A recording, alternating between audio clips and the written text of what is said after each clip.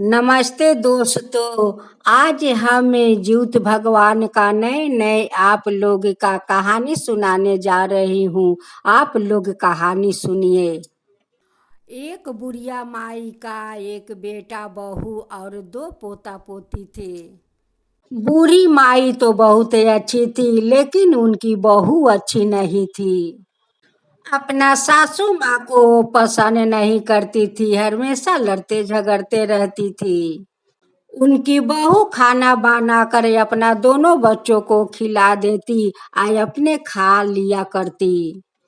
लेकिन सासू माँ का नहीं पूछती कि सासू माँ तुम खाना खाओगी यह नहीं। जब बूढ़ी माँ का बेटा काम पर से आकर अपना पत्नी से पूछता कि माँ खा लिया, वो कह देती कि नहीं, वो तो आपका इंतजार कर रही है कि मेरे बेटा आएंगे तो खाना खाएंगे। वो तो अपना पति से बहुत झूठ बोल देती थी। बेटा तो बहुत अच्छे थे, जब काम करके आता बेटा अपना साथ बैठा कर अपना माँ को खाना खिलाता। उनकी सासू माँ सारा खर्चा बाजार से लिया कर अपना बहू को दे देती। फिर भी उनकी बहू उन्हें पसंद नहीं करती, हमेशा उनका साथ तू में करते रहती थी। जब जब उनकर पति काम पर से आया करता, अपना पत्नी से पूछता कि माँ मेरी खाना खा ली, वो तो झट देकर झूठ बोल देती कि हाँ, खाना तो अभी तक नहीं खाई, आपको जो वो इंतजार कर रही है कि मेरा बेटा आएंगे तो मैं खाना खाऊंगी। लेकिन उस सासू माँ ने अपना बहू को तिलिया चली तरह अपना बेटा को कभी नहीं बताती, क्योंकि घर में तो अशांति लाग जाएगा। उसलिए सासू माँ अपना बेटा से कुछ नहीं कहती अपना बहू के बारे में। उनकी बहू तो बहुत स्वार्थी थी, अपना पति से कहती है कि हमें मंदिर ले चलिए भगवान को दर्शन करवाने के लिए।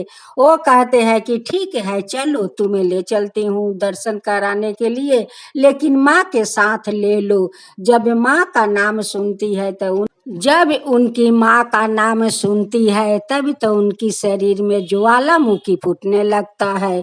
कहती है कि जब मैं कहती हूँ कि ये धाम जाऊंगी वो धाम, तभी कहता है कि माँ के साथ ले लो, माँ के साथ ले लो। उनकी पत्नी कहती है कि ठीक है जाओ अपना माँ का भगवान को दर्शन करवा लाओ, मैं तो नहीं जाऊंगी। उनकी तो पति बहुत ही अच्छे थे, जहाँ कहती वहीं पर वो जाने के लिए तैयार हो जाता, लेकिन पत्नी के मन में तो बहुत शैतानी था। उनकी माँ जो उन्हें फुटली आँखी नहीं सुहाती थी, उसलिए तो सासू माँ से जलती थी। एक दिन फिर से कहती है कि हमें गंगा स्नान कराने के लिए ले चलो। वो कहते हैं कि ठीक है चलो, मैं ले चलती हूँ गंगा स्नान कराने, माँ को साथ ले लेना। अब तक कहती है कि मैं जहाँ कहता हूँ कि ले चलो वहीं पर कहता है कि माँ के ले चलो, माँ के ले चलो। तुम्हारा माँ जाएगी तो मैं उनकी साथ नहीं जाऊंगी। दोनों बच्चा कहने लगे कि माँ, दादी से क्यों जलती हो माँ, कि दादी को नहीं ले जाना चाहती हो, ले जाओ दादी के ना। उनकी पति कहते हैं कि तुम माँ से इतना क्यों जलती हो, माँ के ले चलो, वो तो बुरा है, उन्हें जितना तुम धाम कराओगी उतना तुम्हें पुण्य मिलेगा। मेरे बूढ़ा माँ से तुम्हारा कौन ऐसा दुश्मनी है कि माँ का तुम नाम लेने से तुम जल जाती हो। वो कहती है कि नहीं जाऊंगी तो तुम्हारा साथ अकेला जाऊंगी, नहीं तो वो बुढ़िया के साथ मैं कहीं नहीं जाऊंगी। अगर अपना माँ को तीर्थ कराना चाहते हो तो क्यों नहीं अपना माँ को अकेला तीर्थ धाम करा लेते हो। क्यों जब मैं कहती हूँ कि यहाँ ले चलो वहाँ ले चलो, तभी कहते हो कि माँ के साथ ले लो। ऐसे लड़ते झगड़ते ज्यूत भगवान का व्रत आ जाता है। सासू माँ बाजार से बहुत सारा खर्चा करके ले आती है कि काली ज्यूत भगवान के सुबह देना होगा। बहू अच्छे अच्छे खाना बनाने लगी, 4-5 रकम को तरकारी बनाती है, मछली बनाती है ज्यूत भगवान को सुबह देने के लिए। सासू माँ बहुत सारा झिंगुनी के पाता ले आती है कि वही पाता पर ज्योत भगवान के हम सब इन देंगे। उनकी बहू कुछ झिंगुनी के पाता घर में लुका देती है या कुछ झिंगुनी के पाता नले में फेंक देती है। जब भी सभी ने लोग खाना खाकर सो गया, जब भोर हुआ ज्योत भगवान का भोजन देने के समय, तब तो बूढ़ी जो झिंगुनी के पाता था उस पर बहू डबल डबल पाता करके उसी पर ज्योत भगवान का भोजन देती है, चिलू सियारिन का भोजन देती है। जब सासू माँ उठ कर देखती है तो झिंगुनी के पाता नहीं है। वो क्या करती, वही पाता से एक एक पाता टांग कर ले आती है और उसी पाता पर ज्योत भगवान का या चिलू सियारिन का भोजन देती है। इतनी शैतान थी कि अपने डबल डबल पाता पर ज्योत भगवान के देती है, चिलू सियारिन के देती है और सारा पाता नाला में फेंक देती है कि सासू माँ जे में चुनी के पाता पर ना दे सके। अब तो सासू माँ भी उपास है, बहू भी उपास है। बहू कहती है कि बच्चा लोग के लिए तो खाना बनाना होगा। अपना सासू माँ से कहती है कि सासू माँ देखो ये लौकी है, आप लौकी को काट दो। सासू माँ कहती है कि बहू देखो तुम भी उपास हो, मैं भी उपास हूँ। तुम भी ज्योत भगवान का व्रत करती हो, मैं भी अपना बेटे के लिए व्रत करती हूँ। तुम कैसे कहती हो कि मैं लाऊ काट दूं? कैसे मैं लाऊ काटूं? तुम तो जानती हो कि आज के दिन कोई एक खर नहीं तुरता है और लौकी तो काटना। आज जो मैं व्रत करती हूँ ज्योत भगवान को, तो अपना बेटे के लिए और तुम्हारा पति के लिए। बहू कहती है कि वैसा पति को मैं उन्हान में ना झोंक दूं। अब तो वो शैतान बहू जबरदस्ती अपना सासू से लौकी कटवाती है। दोनों बच्चा कह रहे थे कि माँ दादी के साथ तुम क्यों जबरदस्ती करती हो, क्यों जबरदस्ती लौकी कटवाती हो, वो तो ज्योत भगवान का व्रत करती है माँ। दोनों बच्चों को डांट कर बाहर भगा देती है या सासू माँ से लौकी कटवाती है। जैसे जैसे सासू माँ लौकी छीलती है वैसे वैसे उनकी पोता को हाथ छीलता है। उधर उनकी बेटी उन्हान में लकड़ी ठेलने गई, जाकर वही उन्हान में उनकी हाथ झोकर जाता है।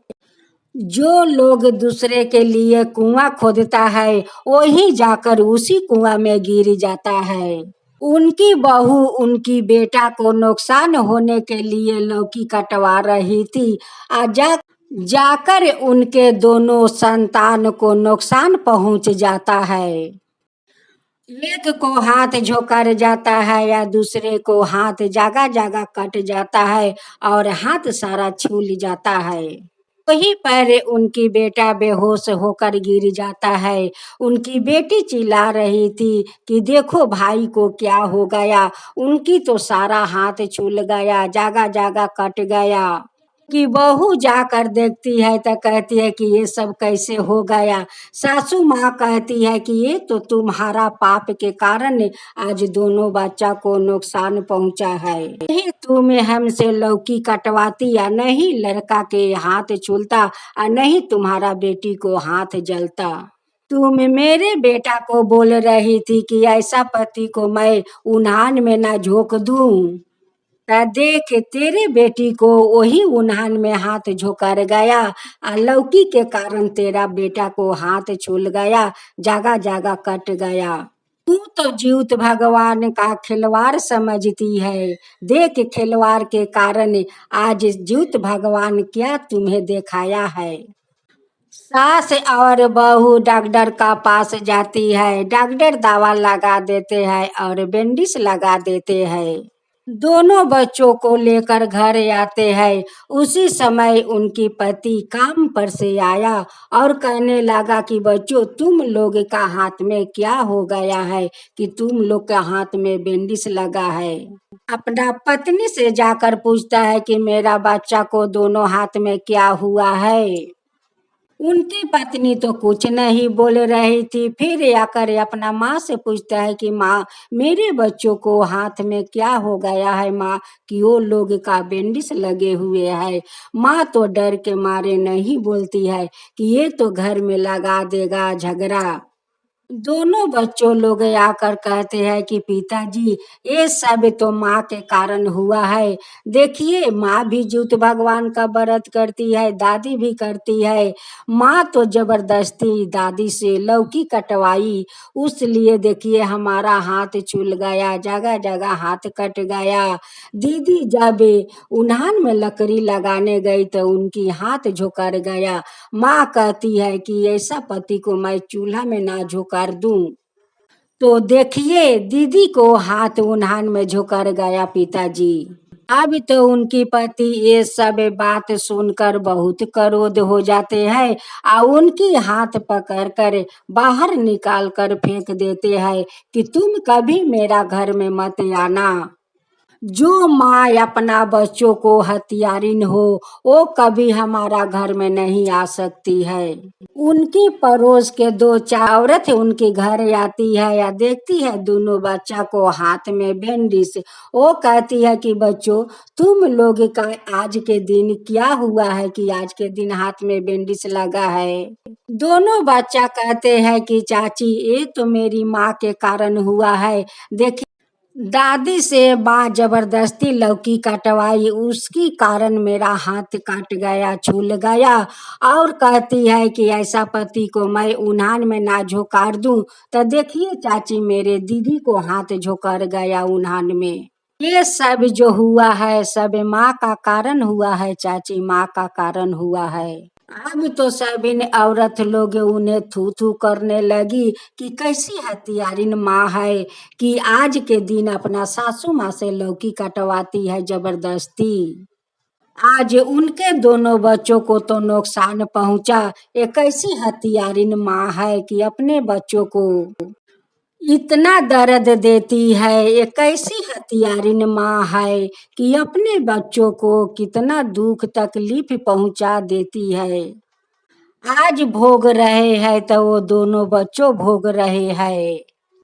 उस हथियारी ने एक गाछ के पास जाकर बैठकर रो रही थी। अब तो इधर शाम हो गया, सब औरत लोग नदी नहाने जा रही थी। अब तो सासू माँ का मन नहीं मान रहे थे कि सब लोग तो नदी स्नान करने जा रहे हैं और वो तो गाछ का बीड़ी जाकर बैठी है।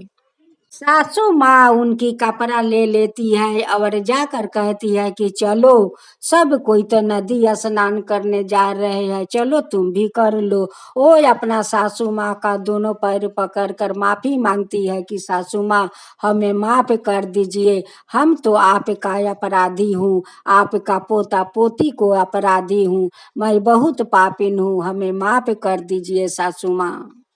सासू माँ कहती है कि चलो वही नदी स्नान करके तुम ज्योत भगवान से माफी मांग लेना। ज्योत भगवान हो सके तो तुम्हें माफ कर देंगे, तुम ज्योत भगवान से माफी मांगो। जाकर घाट पर सास बहू स्नान करती है, ज्योत भगवान का कथा सुनती है और वही पर मूरी पटक कर ज्योत भगवान से माफी मांगती है। ज्योत भगवान, हमारा दोनों बच्चों को माफ कर दीजिए, मैं पापिन हूँ, मैं तो अपराधीन हूँ, मुझे शास्ति दीजिए, लेकिन मेरा बच्चों लोग को ठीक कर दीजिए। मैं अपना सासू माँ का अपराधी हूँ, अपना दोनों बच्चों को अपराधी हूँ, हमें शास्ति दीजिए ज्योत भगवान, हमें शास्ति दीजिए, लेकिन हमारा दोनों बच्चा को हाथ ठीक कर दीजिए। इधर ज्योत भगवान बूढ़ा का रूप धारण करते हुए आते हैं और देखते हैं कि दोनों बच्चा बैठे हुए थे। वो कहते हैं कि बच्चा लोग, तुम लोग के हाथ में क्या हो गया है कि बैंडिस लगा है। वो कहते हैं कि हे बाबा, ये तो मेरी माँ के कारण हुआ है। देखिए, आज तो ज्योत भगवान का पूजा है। माँ आज के दिन दादी से लौकी कटवाई और पिताजी को कहती है कि ऐसा पति को चूल्हा में ना झोंक दूं। तो देखिए, मेरा दीदी को हाथ उन्हान में झोंकर गया। बूढ़ा बाबा कहते हैं कि बच्चा तुम लोग का मन कितना साफा है, कितना पुलिसकार है। बच्चा का मन तो सच्चा होता है, या बच्चा लोग कभी झूठ नहीं बोलता है। बच्चा तो भगवान का रूप होता है। बच्चों देखो मेरा हाथ में थोड़ा धूल है, ये धूल लेकर तुम दोनों अपना हाथ पर लगा लो, सब कुछ ठीक हो जाएगा।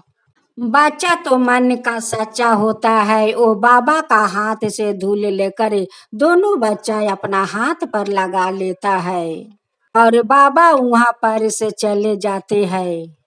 जब वो लोग नदी स्नान करके आया तो एक दादी से कहता है कि दादी देखिए, एक बूढ़ा बाबा आया था और हम लोग का थोड़ा धूल दिया कि बच्चा लोग ये धूल लगा दो, तुम लोग का हाथ ठीक हो जाएगा। हम दोनों भाई बहन बाबा का हाथ से धूल लेकर अपना हाथ पर लगा दिया दादी। उस सासू माँ अपना बहू को साथ लेकर घर में आती है। जब उनकी बहू उनकी हाथ का बैंडेज काट कर देखती है तो दोनों बच्चों को हाथ पर कुछ को दाग नहीं है, नहीं जलन के दाग है, नहीं छूलन के दाग है, नहीं कटन के दाग है। दोनों के हाथ तो जैसे के तैसे हो गया। तब सासू माँ कहती है कि देखो बहू, आज देखो जीवित भगवान का चमत्कार है। जीवित भगवान इधर आकर दोनों बच्चों को धूल लगाकर ठीक करके चले गए। जीवित भगवान तो अपना व्रत का दिन किसी को प्राण नहीं, किसी को प्राण नहीं लेते हैं। वो तो चाहे तो जमराज से प्राण छीन कर ले आते हैं, लेकिन आज का दिन किसी को प्राण नहीं हरने देते हैं। जीवित भगवान में तो वो शक्ति है, वो तो बहुत कृपालु है, बहुत दयालु है। अब तो अपना सासू माँ को मानदान करने लगी। फिर अगला साल जूत भगवान आए। फिर सास बहू मिलकर बहुत श्रद्धा भक्ति से जूत भगवान का व्रत करती है। वो भी बाजा बाजा कर घाट पर जाती है, स्नान करती है, जूत भगवान का कथा सुनती है। उनकी बहू ज्योत भगवान से कहती है कि हे ज्योत भगवान, हमारा जैसे अधर्मी के आप माफ कर दिया और दोनों बच्चों को ठीक कर दिया, अब ऐसा कभी नहीं होगा। हे ज्योत भगवान ने, हे ज्योत भगवान ने जैसे हमें आप माफ करके धर्म के रास्ता चलना देखा दिया, वैसे ही सब कोई के दिखाइए। हे ज्योत भगवान, वैसे सब कोई का धर्म के रास्ता दिखाइए। बुरा करने वालों को बुराई मिटाकर उसे धर्म के राह दिखाइए। हे ज्योत भगवान, धर्म का राह दिखाइए। हे ज्योत भगवान, जो आपका कथा कहता है, जो सुनता है, उन सब पर कृपा कीजिए, सब पर कृपा कीजिए। ज्योत भगवान की जय हो, ज्योत भगवान की जय हो।